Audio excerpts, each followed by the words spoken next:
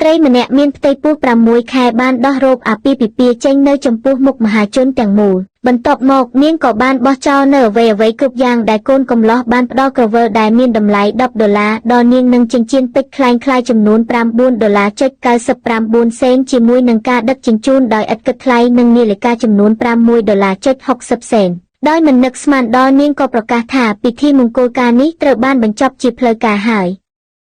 ពេលនោះទើបកូនកំលោះដឹងពីអ្វីដែលខ្លួនបានធ្វើប៉ុន្តែវាយឺតពេលហើយព្រោះគាត់បានធ្វើរឿងទាំងនេះដោយខ្លួនឯងនៅពេលព្រឹកថ្ងៃនោះកូនក្រមុំអង្គុយនៅមុខកញ្ចក់រងចាំមិត្តសម្លាញ់របស់នាងឲ្យមកជួយរៀបចំខ្លួនជាមួយនឹងនាងដែរយ៉ាងណាមិញកូនកំលោះបានប្តូរតម្លៃកូនក្រមុំដែលបានព្រមព្រៀងពី11,000មកត្រឹមតែ520វិញប៉ុណ្ណោះនាងបានសួរថាហេតុអ្វីគាត់បាននិយាយថា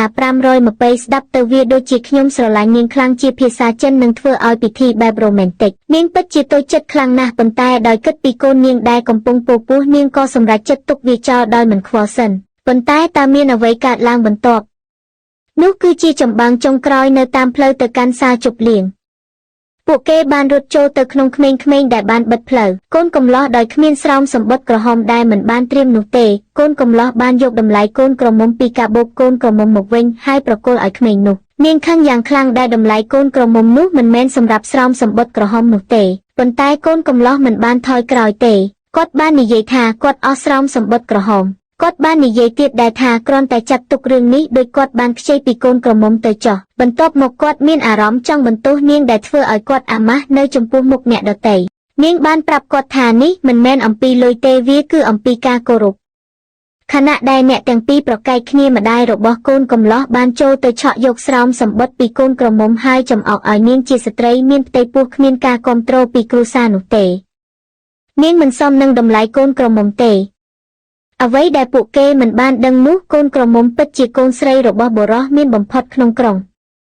កូនកំលោះបានព្យាយាមធ្វើអ្វីឲ្យរលូនដោយអះអាងថាម្ដាយរបស់គាត់មានន័យល្អទេបន្ទាប់មកគាត់បានដើរចូលទៅក្នុងសាលជប់លៀងយ៉ាងរីករាយជាមួយនឹងកូនកំលោះរបស់គាត់សូម្បីតែកូនក្រមុំក៏កត់សម្គាល់ដែរគ្រួសារទាំងមូលនេះត្រូវបានគេសម្លុតយ៉ាងច្បាស់ណាស់ថាពួកគេបានធ្វើបាបកូនក្រមុំនោះហើយជាពេលដែលកូនក្រមុំដឹងថាការរៀបការជាមួយបុរសនេះគឺជាកំហុសដ៏ធំមួយកាលនោះនាងបានលះបង់គ្រប់យ៉ាងរួមទាំងការគ្រប់គ្រងពីឪពុកមហាសេដ្ឋីរបស់នាងដើម្បីរៀបការជាមួយបុរសម្នាក់នេះឪពុករបស់នាងដែលខូចចិត្តនៅតែជ្រើសរើសគ្រប់គ្រងកូនស្រីគាត់ដោយស្ងៀមស្ងាត់ហើយថែមទាំងផ្ញើថ្លៃបណ្ណាការដែលមានតម្លៃរាប់លានទៅពិធីមង្គលការទៀតផងអ្វីដែលគាត់មិនដឹងគឺកូនស្រីដ៏មានតម្លៃរបស់គាត់ចិត្តត្រូវគេអាម៉ាស់ហើយក្នុងពិធីតែម្ដងម្ដាយកូនកំលោះបានទាមទារយ៉ាងមិនចេះអៀនខ្មាសអំណោយប្តូរទៅជាឈ្មោះពីកូនក្រមុំវិញកូនកំលោះបានស្រែកឡើងដោយនិយាយថាវាជាទំនៀមទម្លាប់ក្នុងស្រុករបស់ពួកគេពេលឮថាថ្លៃ$888,800កូនក្រមុំសួរថាតើនោះជាគំនិតម្ដាយគាត់ឬអត់កូនកំលោះនិយាយថាគ្រាន់តែសម្រាប់ការសម្ដែងប៉ុណ្ណោះប៉ុន្តែ800ធំសម្រាប់កម្មវិធីមួយគាត់ឆ្លើយថាគាត់មិនមានផ្ទះទេវាពិតជាមានតម្លៃណាស់បន្ទាប់មកគាត់បានដកកិច្ចសន្យាផ្ទេរអចលនទ្រព្យដែលគាត់បានរៀបចំរួចហើយកូនក្រមុំបានផ្ទះកិច្ចសន្យាផ្ទះនោះគឺជារឿងតែមួយគត់ដែលម្ដាយរបស់នាងបានទុកផ្ទះនេះឲ្យនាងប្រាប់គេខ្លាំងៗថាអ្នកនឹងមិនយកដៃទៅលើផ្ទះនោះទេកូនកំលោះប្រកែកថាគ្រាន់តែចូលទៅអង្គុយនៅទីនោះទេកូនកំលោះនោះបាននិយាយទៀតថាគាត់ធ្វើនេះ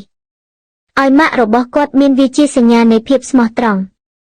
បន្ទាប់មកគាត់បានគំរាមនាងថាបើនាងចង់ឲ្យអាពាហ៍ពិពាហ៍នេះបន្តទៀតនាងត្រូវចុះហត្ថលេខាផ្ទេរដោយកំហឹងកូនក្រមុំក៏បានទះមុខកូនកំលោះនោះម្ដាយកូនកំលោះវាយនាងវិញភ្លាមរួចចំអកថានាងមានផ្ទៃពោះមិនសមនឹងបានរៀបការនោះទេហើយក៏គ្មានបុរសណាម្នាក់ចង់បាននាងឡើយហ្វូងមនុស្សចាប់ផ្ដើមខ្សឹបខ្សៀវគ្នាដោយចង្អុលដៃទៅកាន់កូនក្រមុំដោយកំហឹងនាងបានគប់តែដាក់ម្ដាយក្មេកហើយស្រែកថានាងនឹងបង្ខប់ពិធីមង្គលការនេះប៉ុន្តែកូនកំលោះបានចាប់នាងរួចអង្វរថាដើម្បីកូនសូមបញ្ចប់ពិធីនេះអីនាងបានទះកំភ្លៀងគាត់ម្ដងទៀតហើយប្រកាសថាទោះជាកូននេះធំឡើងដោយគ្មានឪពុកក៏ដោយថ្ងៃនេះនាងក៏មិនរៀបការជាមួយនឹងបុរសប្រភេទនេះទៀតទេពេលនាងដើរចេញកូនកំលោះបានបញ្ជាឲ្យកូនចៅរបស់គាត់ឲ្យចាប់នាងហើយបង្ខំឲ្យផ្តិតមេដៃលើកិច្ចសន្យា ពេលនោះមហាសេដ្ឋីដែលជាឪពុករបស់នាងក៏បានចូលមកដល់ជាមួយនឹងអំណោយដោយបានឃើញកូនស្រីត្រូវគេធ្វើបែបនេះពេលនោះហើយដែលគាត់ដឹងថាកូនស្រីរបស់គាត់ត្រូវបានពួកគេធ្វើបាបហើយពេលនេះគាត់នឹងធ្វើឲ្យអ្នកណាដែលធ្វើបាបកូនស្រីរបស់គាត់សងនៅអ្វីគ្រប់យ៉ាងដែលពួកគេសំនឹងទទួលទោសដ៏ធ្ងន់ធ្ងរ